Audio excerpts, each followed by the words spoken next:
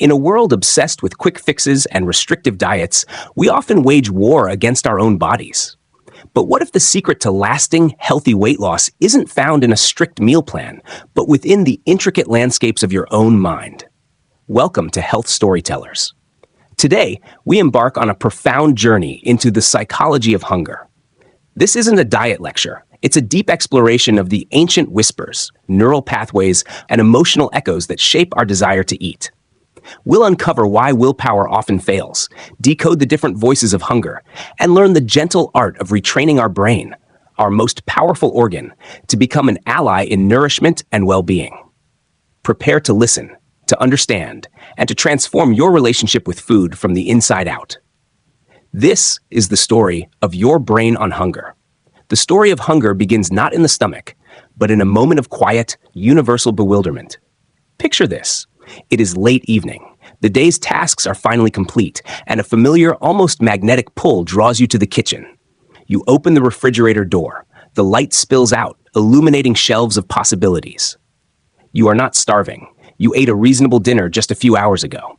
Yet, here you stand, gazing at the contents, feeling a distinct, persistent call to eat. You might eventually reach for a leftover slice of cake, a handful of chips, or a spoonful of peanut butter eaten straight from the jar. Afterwards, a vague sense of confusion or guilt often follows. Why did I do that? You wonder. I wasn't even hungry. This moment of disconnect is the central mystery we will explore. For generations, the prevailing narrative around eating and weight loss has been one of sheer willpower, a brutal, silent war waged against our own appetites. We have been taught to see hunger as the enemy, a primitive foe to be ignored, suppressed, or vanquished through grit and discipline.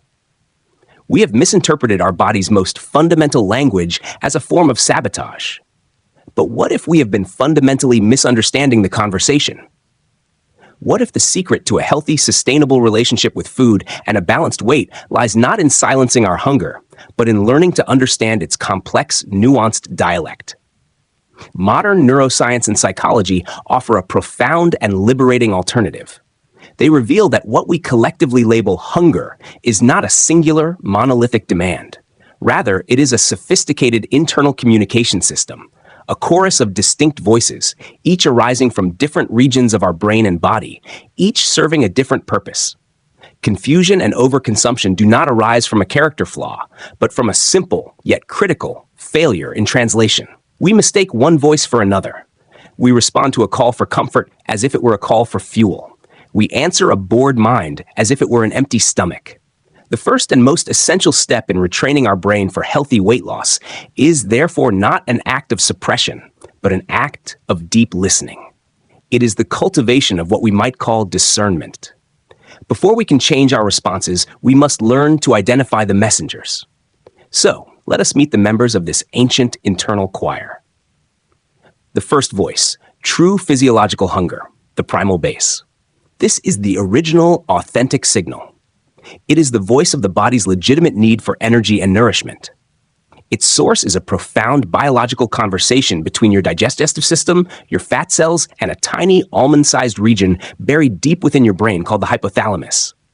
Think of the hypothalamus as the ancient, master conductor of your body's survival orchestra. It tirelessly monitors a symphony of chemical signals, striving to maintain a state of equilibrium known as homeostasis. When your body requires fuel, your empty stomach releases a hormone called ghrelin. Ghrelin is the chemical embodiment of the stomach's growl. It travels through your bloodstream to the hypothalamus and announces, with increasing urgency, that energy reserves are dipping. The conductor hears this and initiates the feeling we recognize as hunger. A sensation designed to be noticeable, slightly uncomfortable, and ultimately compelling enough to motivate you to seek food. Once you begin to eat, a cascade of opposing signals is triggered. Nutrients entering your small intestine stimulate the release of hormones like cholecystokinin, CCK. Your fat cells secrete a hormone called leptin. Together, these messengers are the whispers of satisfaction. They journey back to the hypothalamus to report that nourishment is arriving. Slowly, steadily, the conductor lowers its baton. The feeling of hunger subsides, replaced by a sense of quiet fullness and neutrality. This is the elegant, self-regulating loop of biological hunger.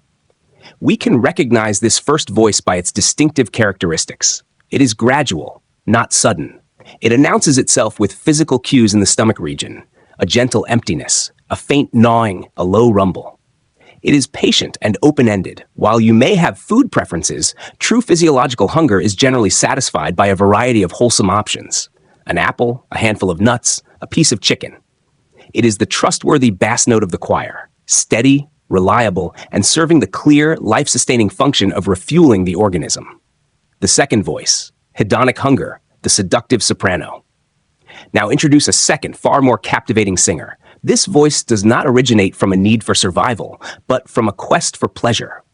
It is the voice of hedonic hunger, the desire to eat for the sheer delight of taste and sensation, entirely independent of caloric need. This system is governed by the brain's reward pathway, a neural network centered on a neurotransmitter called dopamine. Dopamine is less about pleasure itself and more about anticipation, motivation, and the drive to seek out rewarding experiences.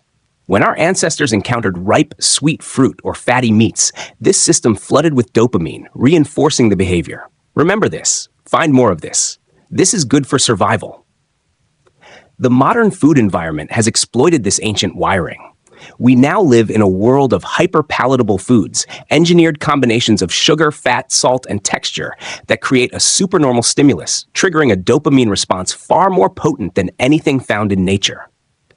The voice of hedonic hunger is the seductive soprano that sings when you walk past a bakery and the smell of fresh bread hijacks your senses.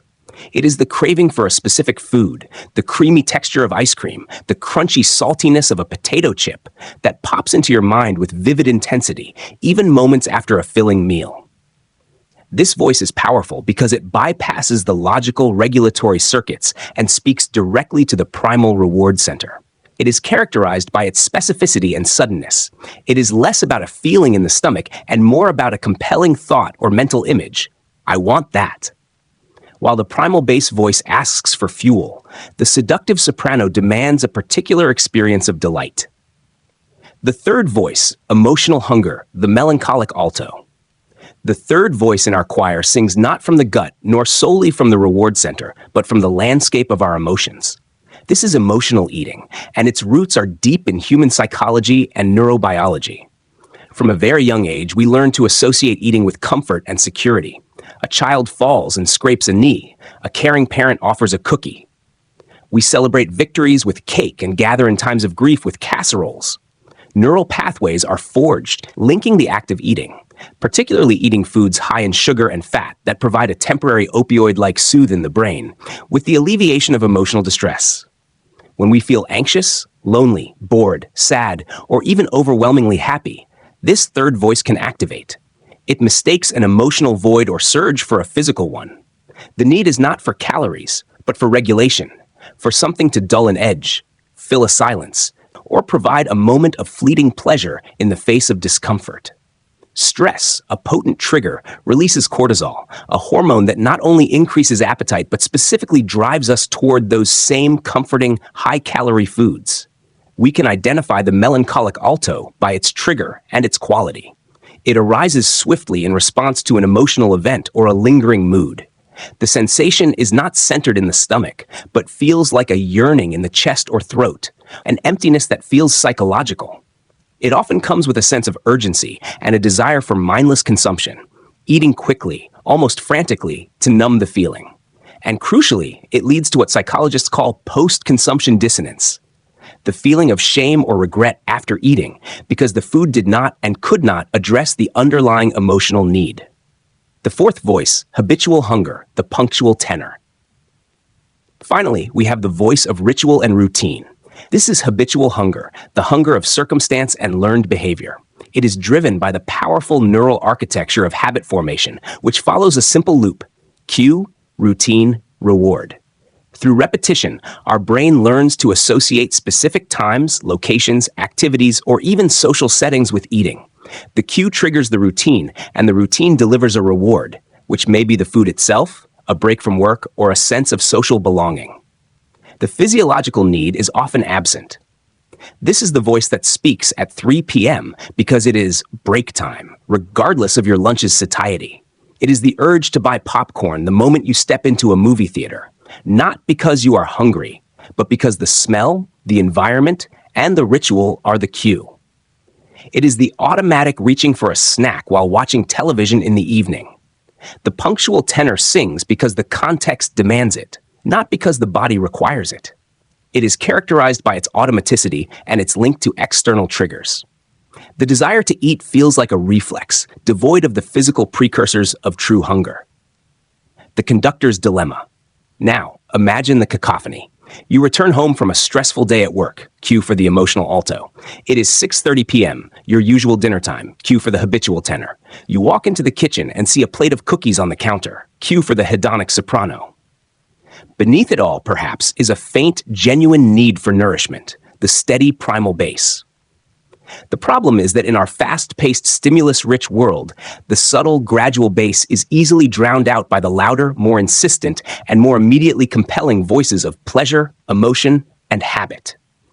We have been taught to respond to the loudest singer, not the truest one. Retraining the brain does not begin with a new diet. It begins with this fundamental act of auditory discernment. Therefore, in the quiet before you open the refrigerator door, in the pause before you reach for a snack, we invite you to simply listen. Ask the foundational question, who is speaking? Is it the body, the heart, the seeker of pleasure, or the creature of habit? The power to choose your response lies in that moment of identification. This is the quiet, revolutionary first step on the path to retraining your brain, and it has nothing to do with willpower and everything to do with wisdom. We have now met the members of our internal choir, the primal bass of physiological need, the hedonic soprano of pleasure-seeking, the emotional alto of comfort, and the habitual tenor of routine. With this new awareness, a pressing and often frustrating question arises. If we possess this innate, sophisticated guidance system, why does it so frequently lead us astray? Why do we consistently find ourselves overfed yet undernourished, responding to the siren songs of habit and emotion, while ignoring the steady, reliable voice of true need? The answer is not a failure of character, but a story of profound mismatch. Our brains, exquisitely honed over millennia for survival in an environment of scarcity, have been plunged into a world of staggering abundance and complexity. The very mechanisms that were designed to ensure our survival have, in this new context, become sources of confusion and dysregulation. We are not broken. We are brilliantly adapted to a world that no longer exists. Our hunger circuits are not malfunctioning. They have been, in a very real sense, miswired by the modern landscape. To understand our present struggles, we must examine the key architects of this miswiring. The supernormal stimulus, hijacking the reward pathway. In the mid-20th century, ethologist Nicolaas Tinbergen coined the term supernormal stimulus to describe an artificial exaggeration of a natural signal that elicits a stronger response than the natural stimulus ever could. A classic example is a bird preferring to sit on a giant fake egg over its own normal-sized clutch. Our modern food environment is a gallery of supernormal stimuli designed with pinpoint precision to hijack the hedonic soprano. Consider the natural reward pathways that evolved to guide our ancestors. A piece of fruit offered a hit of sweetness, signaling valuable calories and micronutrients. The fat from wild game provided dense, sustaining energy. Salt was a scarce mineral crucial for physiological function. The brain's reward system, mediated by dopamine, reinforced the seeking and consumption of these vital resources. Now, enter the hyper-palatable food product. Food science has masterfully isolated and concentrated these signals into combinations never found in nature. The perfect crunch of a chip coated in salt and fat. The irresistible melt-in-your-mouth quality of a chocolate bar blending sugar and fat. The layered sweetness and acidity of a carbonated beverage. These are not mere foods. They are hyperstimuli that trigger a dopamine surge far more potent and predictable than a wild berry or a piece of roasted meat ever could.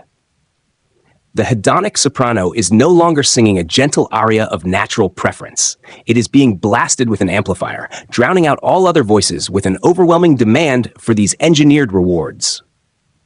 Our brains, wired to seek the most potent source of pleasure and calories, are simply following their ancient programming. It is the stimulus that has changed, not our fundamental wiring. Chronic stress and the cortisol cascade. If the modern food environment hijacks the reward system, the pace and pressure of modern life disrupt our most basic regulatory systems. Our physiological response to acute stress, the fight or flight reaction, is another masterpiece of evolutionary adaptation. Confronted with a physical threat, the body releases cortisol and adrenaline, mobilizing energy, glucose to the muscles, sharpening focus, and temporarily suppressing non-essential functions like digestion and appetite. Once the threat passes, the system recalibrates. However, the chronic psychological stresses of contemporary existence, financial pressure, work deadlines, social anxieties, relentless digital connectivity, elicit this same primal physiological response, but in a sustained, low-grade trickle. The body remains in a perpetual state of alert, with cortisol levels chronically elevated.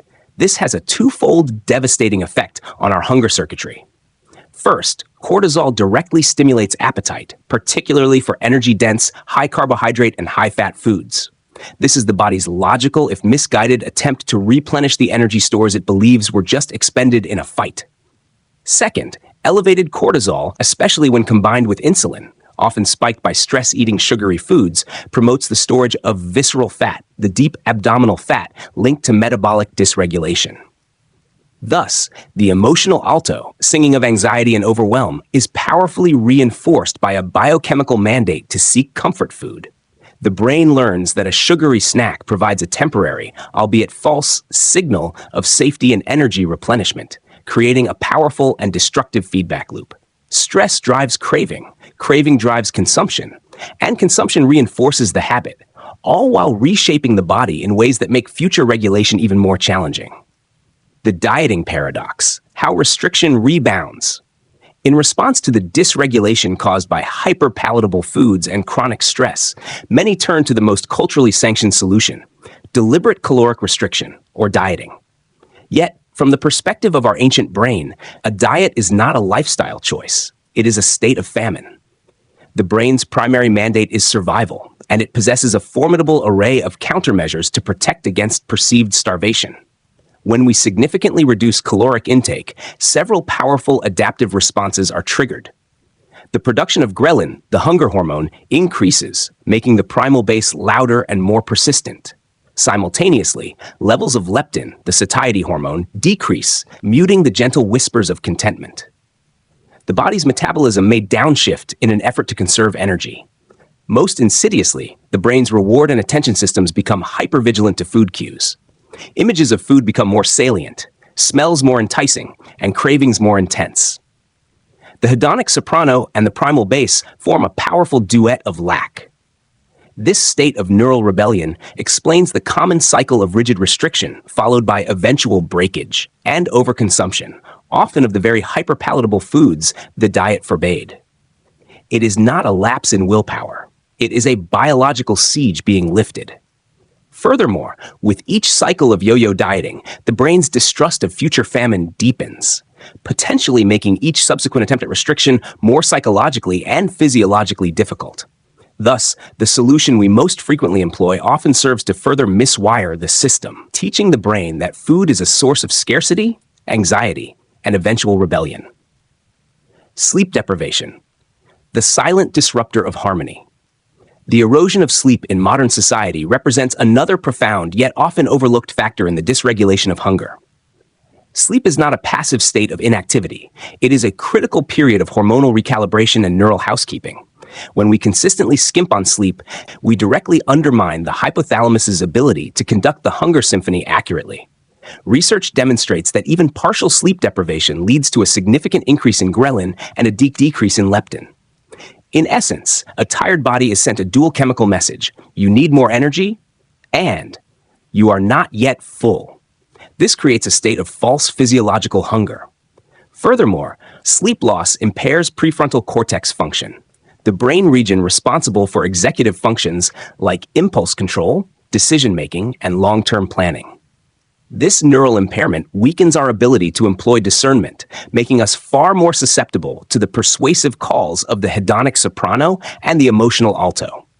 The tired brain, seeking quick energy and easy pleasure, becomes highly vulnerable to the very supernormal stimuli it might otherwise navigate with greater ease.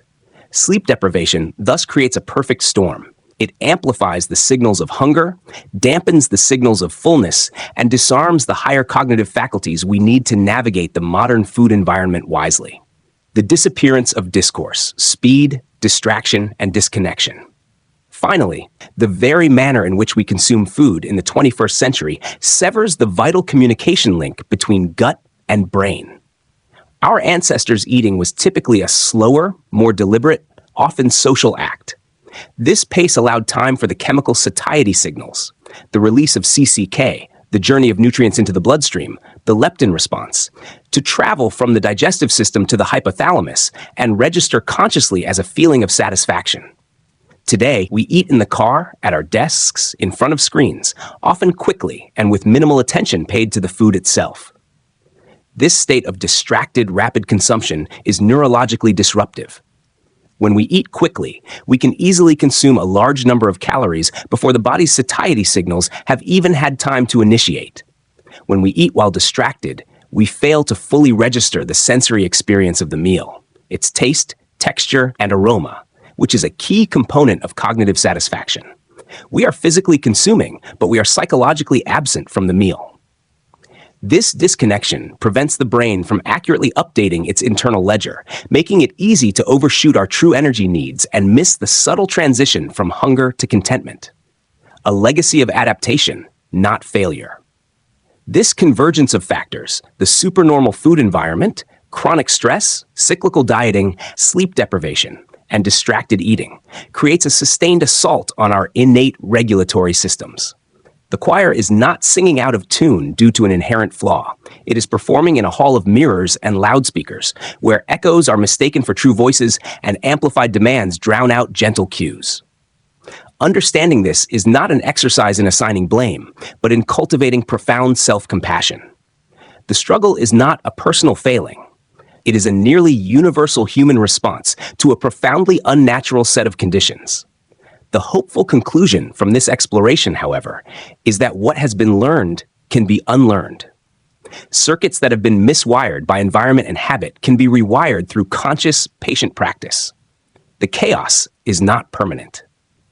The next part of our journey moves from understanding the problem to embracing the solution, guided by the most hopeful discovery in modern neuroscience, the lifelong malleability of the brain itself. Having explored the intricate cacophony of modern hunger and the environmental forces that distort it, a natural question arises, often tinged with weary resignation. Is this our permanent state? Are we destined to be perpetually outmatched by a world that so expertly exploits our ancient wiring? Is the choir forever condemned to dissonance? The revolutionary answer, grounded in decades of neuroscientific research, is a resounding and hopeful no. The most important discovery to emerge from the study of the human brain in the last century is not a map of its fixed regions, but the revelation of its profound, lifelong capacity for change. This is the principle of neuroplasticity. It tells us that the brain is not a static, hardwired machine, but a dynamic, living organ, constantly reshaping itself in response to experience, thought, and behavior. It is, in essence, the brain's story of endless revision, and it is the foundational key to retraining our relationship with hunger.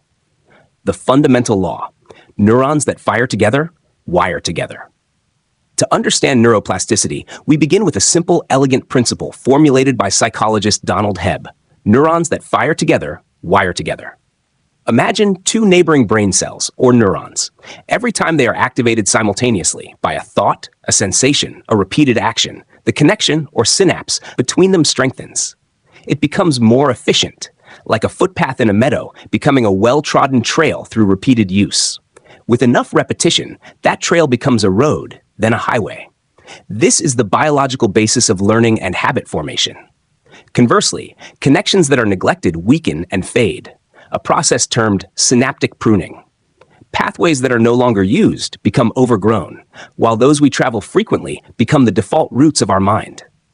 This means our current patterns of thinking and behaving, whether reacting to stress with a craving or mindlessly eating while distracted, are not immutable truths etched in stone.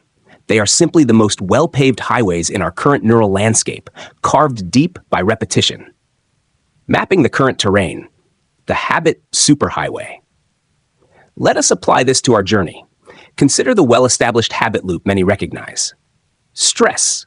Cue, reach for ice cream, routine. Temporary relief, sensation, reward. Through neuroplasticity, repeated journeys down this pathway have forged a neural superhighway.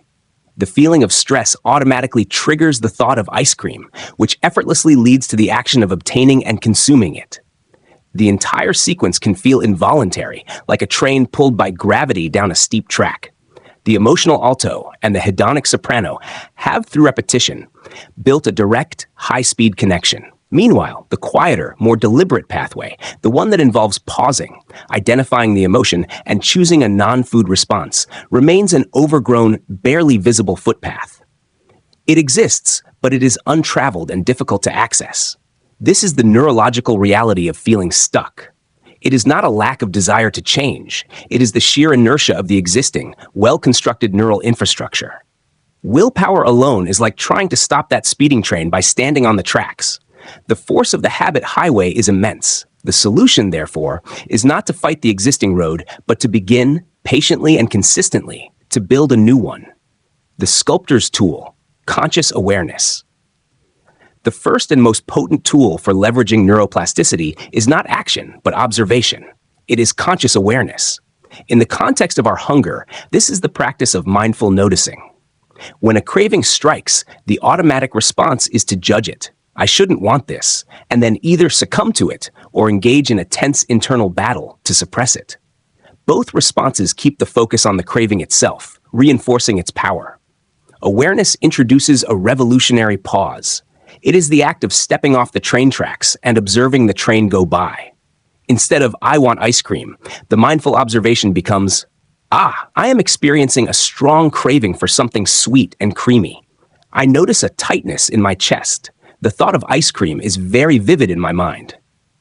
This shift, from being the craving to being the observer of the craving, activates different neural circuits, primarily in the prefrontal cortex, the brain's seat of executive function and metacognition, thinking about thinking. This simple act of non-judgmental noticing is neurologically transformative. It begins to create a small gap between stimulus and response.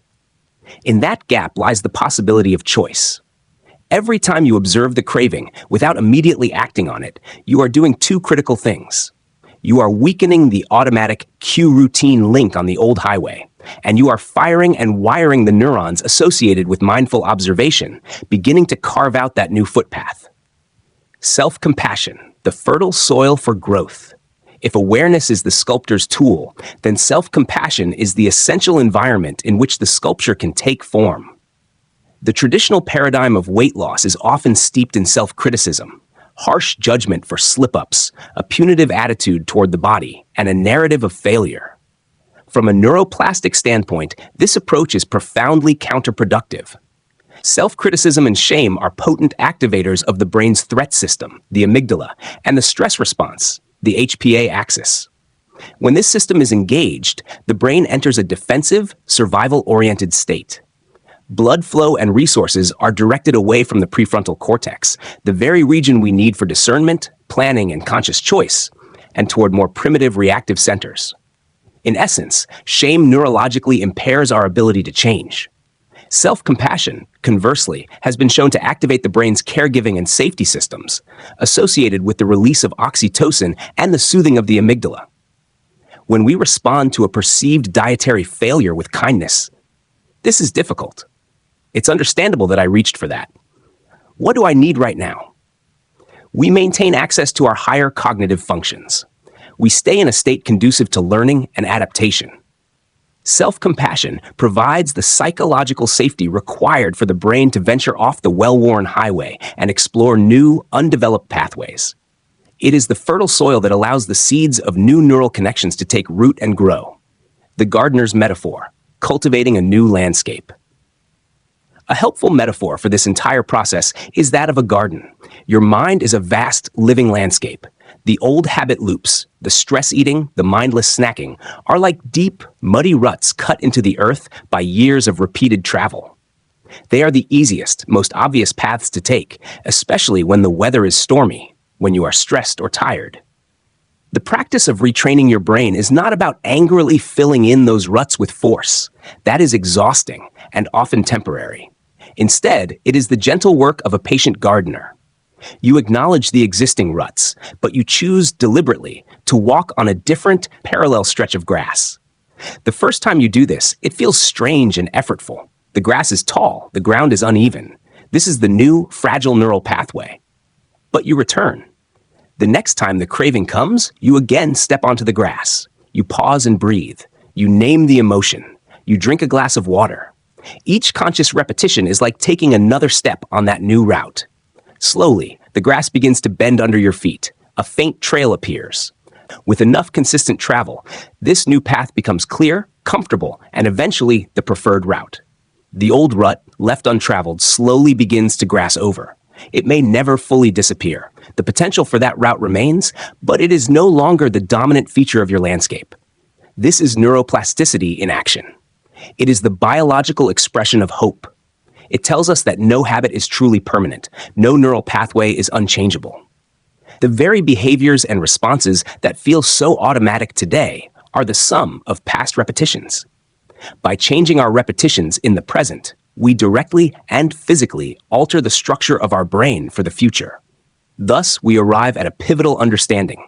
The journey to retraining our hunger is not a grueling test of willpower against our biology. It is a collaborative process of working with our biology. We are not prisoners of our current wiring. We are the architects of its next draft. With the principles of neuroplasticity as our guide, we move from understanding the problem to actively engaging in the solution. The tools we will explore next are not rules imposed from the outside, but practices designed to strategically and compassionately guide this innate, miraculous capacity for change within us. With a foundational understanding of the hunger choir, the forces that miswire it, and the brain's inherent capacity for change, we now arrive at the heart of the transformative process. This is the practical application, the gentle, deliberate exercises that leverage neuroplasticity to cultivate discernment and build new, sustainable neural pathways. Think of this not as a rigid prescription, but as a manual of experiments.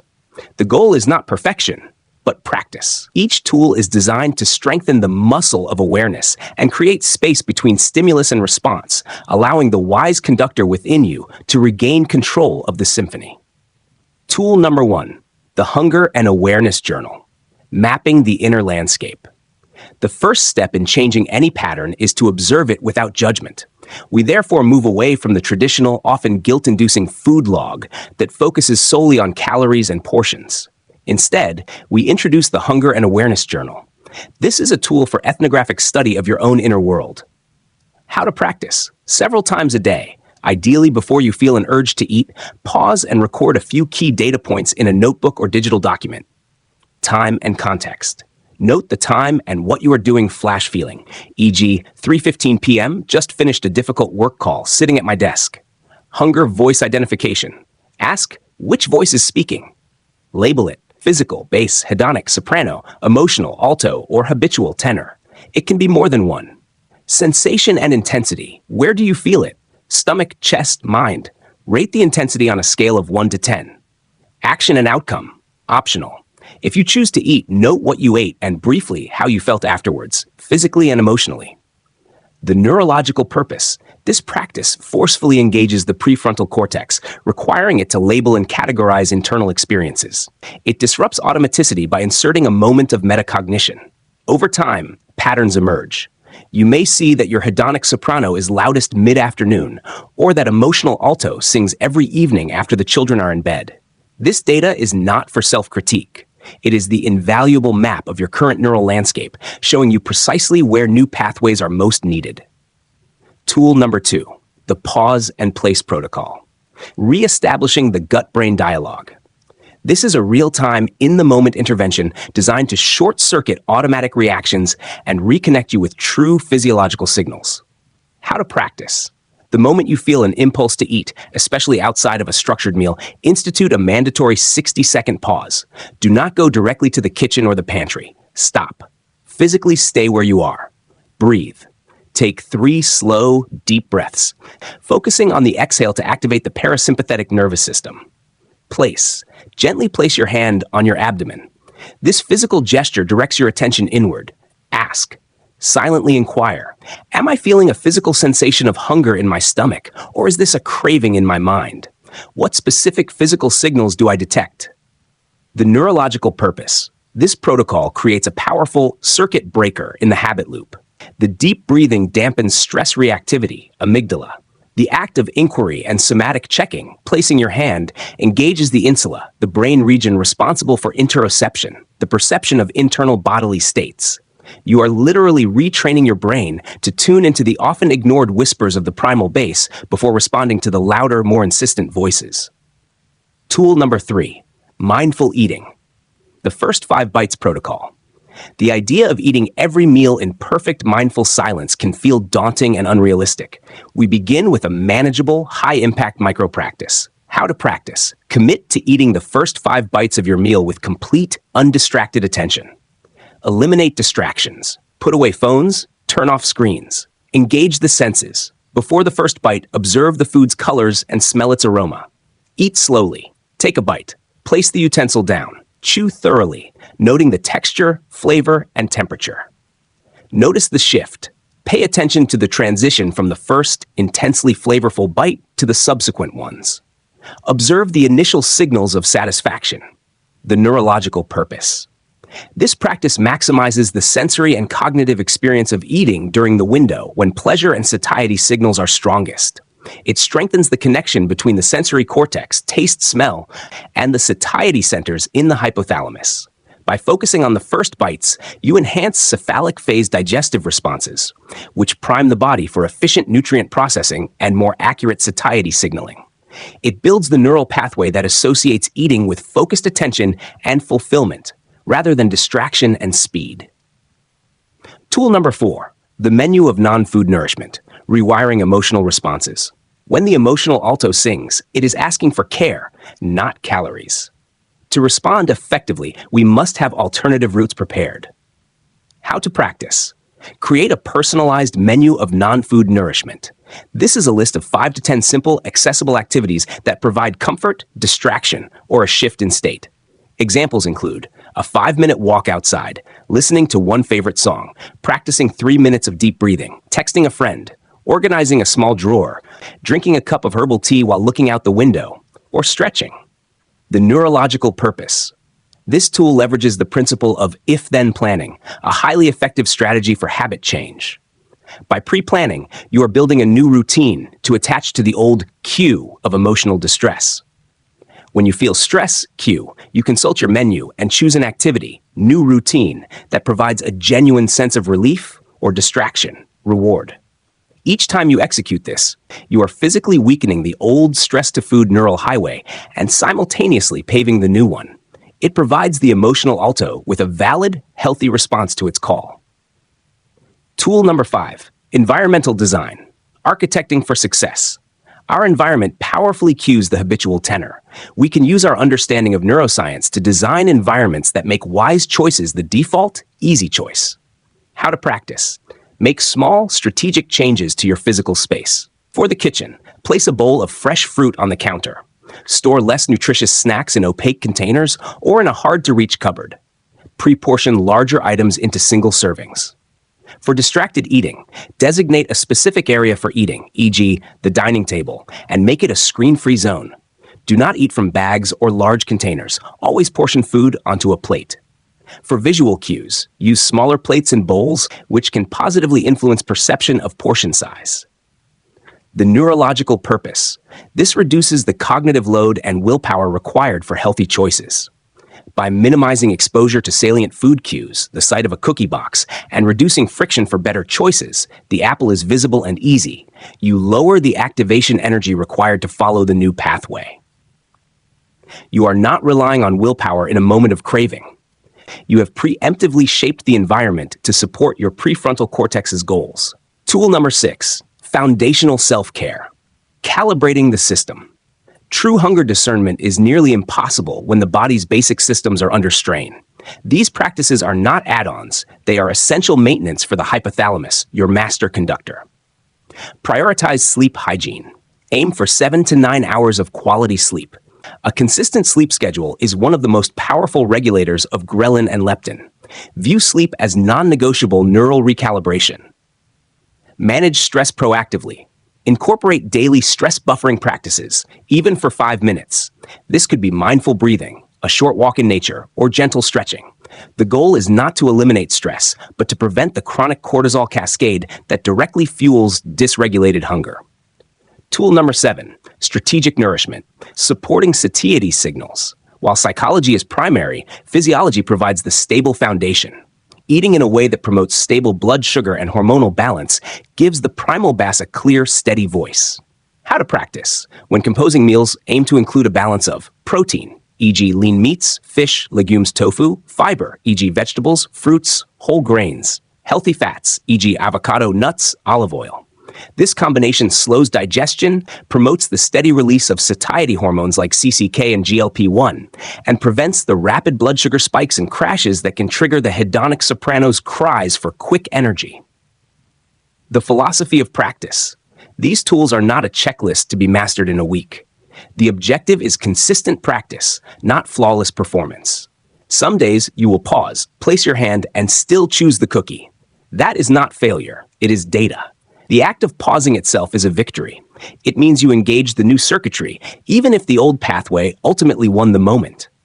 The next time, the pause may be a little longer, the new path a little clearer. Approach this as a compassionate scientist would. Experiment with one tool that resonates. Observe the effects on your inner choir without judgment. Gather data. Adjust. The retraining is in the repetition of the attempt, not in the attainment of a perfect outcome.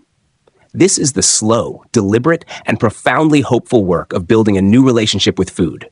One mindful choice, one new neural connection at a time. Our journey began in a moment of quiet bewilderment, standing before an open refrigerator, seeking something we could not name.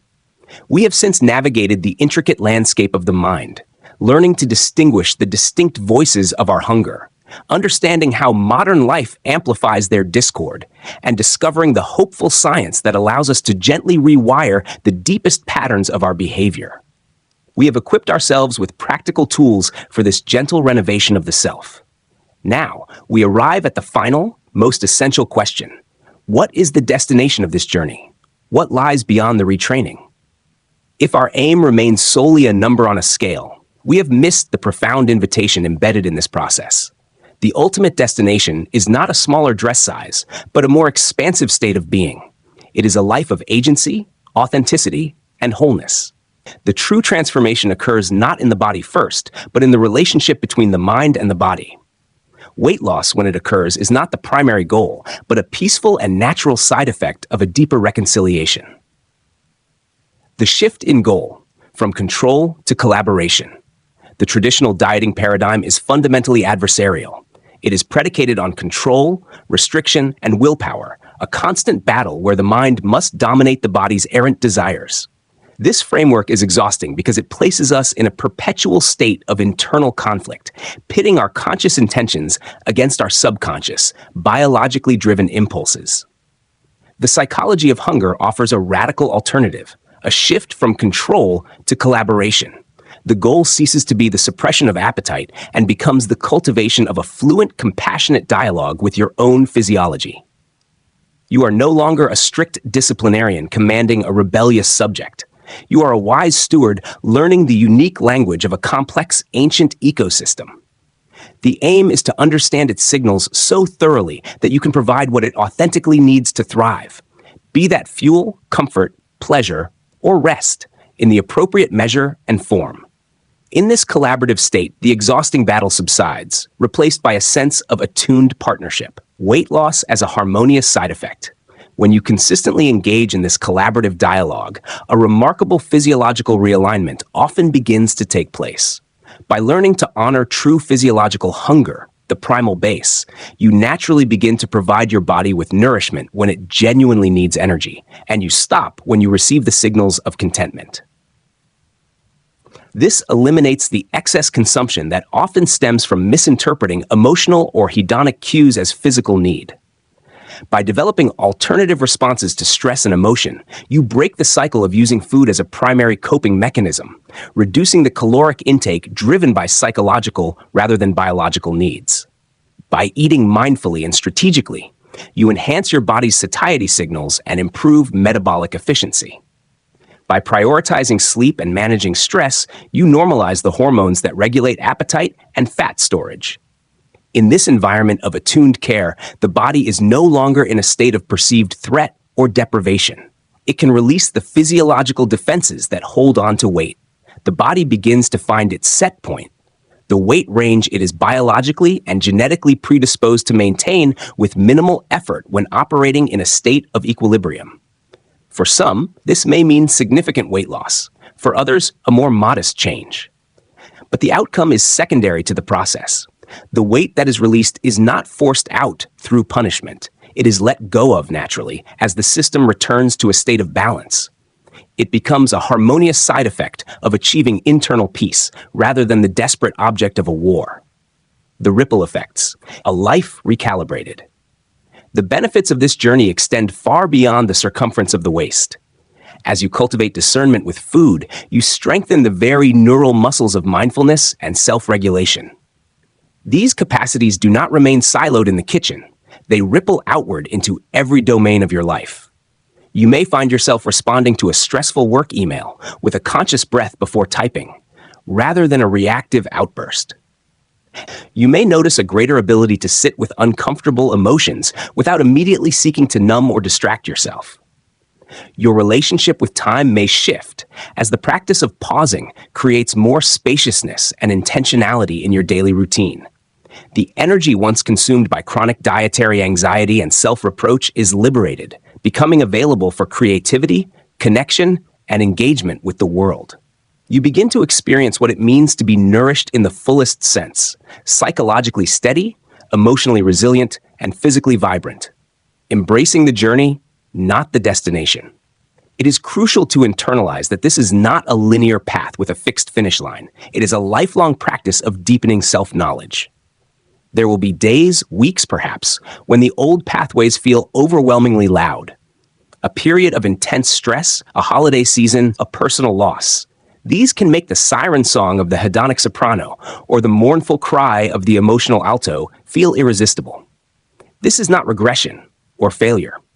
It is an inherent part of the human experience and a testament to the enduring strength of neural pathways forged over decades. The practice is not to avoid these moments, but to navigate them with the tools of compassion and awareness you have cultivated. To notice when you are on the old highway and to forgive yourself for finding yourself there. The act of gentle course correction, without shame, is the essence of the retraining. Each time you guide yourself back, you are not starting over. You are reaffirming the new path, making it more resilient for the next challenge. The journey itself, with all its gentle corrections and moments of rediscovery, is the transformation. A new story to tell, the navigator and the stars. We conclude with a final metaphor, one of quiet confidence and inner guidance. For much of modern life, we have been navigating our hunger with a blaring external GPS. It shouts commands based on rigid external rules. Turn left here, eat this low-fat bar. Recalculating, you failed, start the diet over Monday. This system creates dependence, anxiety, and a disconnect from our internal landscape.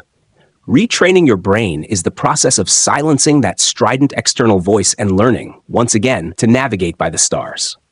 The stars are your own internal cues, the subtle sensation of true hunger, the gentle whisper of satiety, the authentic call for comfort or rest. At first, in the light-polluted rush of daily life, the stars are hard to see. You may doubt their position. You will make mistakes in your readings. But with consistent practice, with the tools of pause, placement, and mindful observation, your eyes adjust. The constellations of your own body's wisdom become clearer. You learn to trust this ancient celestial guidance system. It does not offer the illusory certainty of a quick fix. Its directions are nuanced, requiring your interpretation and presence, but it leads you with profound assurance toward your own true north, a state of balance specific to you. It guides you not to a predetermined destination on a map devised by others, but home to yourself. Home to a place where food is neither enemy nor salvation, but one part of a rich, nourishing life. Home to a sense of wholeness where the mind and body are no longer at war, but in respectful, collaborative conversation. As this particular story draws to a close, your own story continues.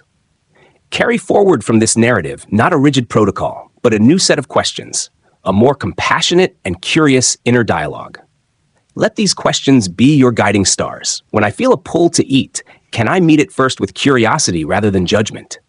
In this moment, what am I truly hungry for? Is it fuel, connection, comfort, or perhaps simply a pause?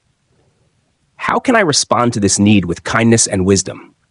The path to a healthier relationship with food and a sustainable weight is, in its most profound sense, the path back to self-trust. It is built not on the shifting sands of external rules, but on the solid ground of your own cultivated awareness. You have the capacity, the neuroplasticity, and the inherent wisdom to undertake this journey. It asks for patience, not perfection. It offers in return not just a different body, but a more authentic and peacefully inhabited life. This is the promise of understanding the psychology of hunger, that in learning its language, you reclaim the authorship of your own well-being. You become, finally, the author of your own health story. This has been The Psychology of Hunger. If this story resonated with you, if it offered a new perspective, please give this video a like. It helps us share these important messages with more seekers like you. Subscribe to Health Storytellers and hit the notification bell, because each week we delve into a new chapter of the human body and mind, turning complex science into empowering narratives for your life. We want to hear your story. Which of the hunger voices do you find most challenging to navigate? Share your thoughts and experiences in the comments below. Let's build a community of support and shared insight. Explore more of our stories on the screen now. Use end screens cards to link to relevant videos, e.g., The Science of Stress, Mindful Eating for Beginners. Remember, your health is not just a list of facts. It's a story you're living every day. We're here to help you understand its chapters. Thank you for listening. Until next time, be compassionate with your mind, nourish your body, and keep writing your health story, one conscious choice at a time. Take good care.